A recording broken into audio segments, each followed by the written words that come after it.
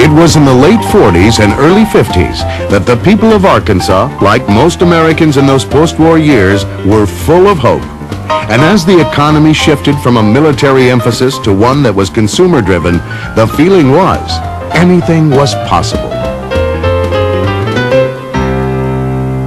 It was in this northwest Arkansas community of Bentonville that Sam and Helen Walton purchased Luther Harrison's variety store and demonstrated their confidence in the future and in the people of this area.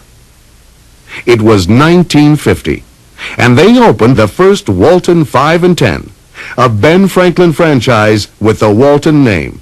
Sam had purchased the Bentonville store after operating this Ben Franklin franchise in Newport, Arkansas.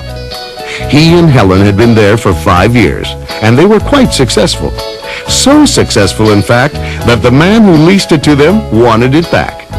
During the same time, Bud Walton had opened his own Ben Franklin in Versailles, Missouri. By 1959, Bud, Sam, and their families owned 9 franchise stores. In 1962, after becoming Ben Franklin's largest franchisee, Sam opened his first large discount store under the Walmart name in Rogers, Arkansas. It was less than 1/5 the size of today's average Walmart and had only 25 employees. Its volume and promising future led Sam to make a trip to the Ben Franklin offices in Chicago. He went there with an idea.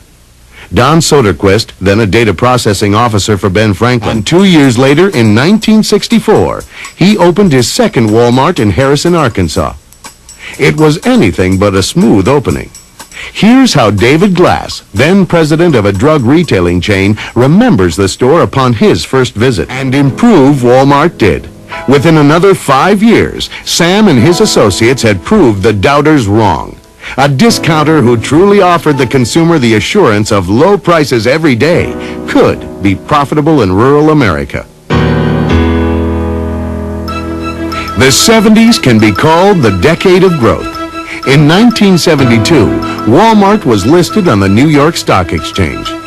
This initial 100-share certificate would, after 8 2-for-1 splits, represent at the end of 1989 25,600 shares, worth well over $1 million. The 70s saw Walmart grow in many ways, from its first 60,000 square foot distribution center in Bentonville to 4 centers with combined space of 1.5 million square feet. And 3,500 employees at that time became associates, sharing in one of the most generous profit-sharing plans in American business. And, capping the decade, a milestone was reached in 1979 with the celebration of Walmart's first billion-dollar year.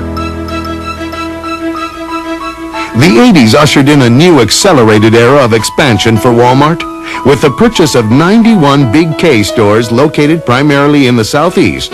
Walmart took a major step in becoming a national discounter.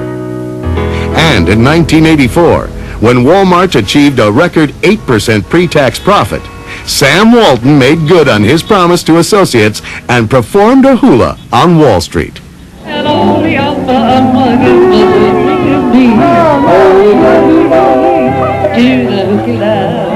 The 80s were also a decade characterized by new concepts, bold innovations, and the use of new technology, and above all, a desire to experiment.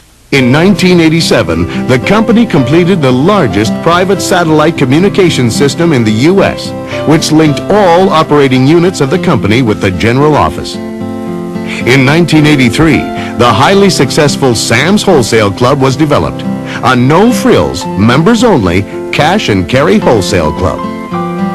In 1987, in Garland, Texas, Walmart opened its first combination grocery and general merchandise store, Hypermart USA. Walmart has succeeded by creating a climate where associates are encouraged to be their best. The Saturday morning meetings, a tradition that began in the early Ben Franklin days, continue to rally support for new ways of doing things.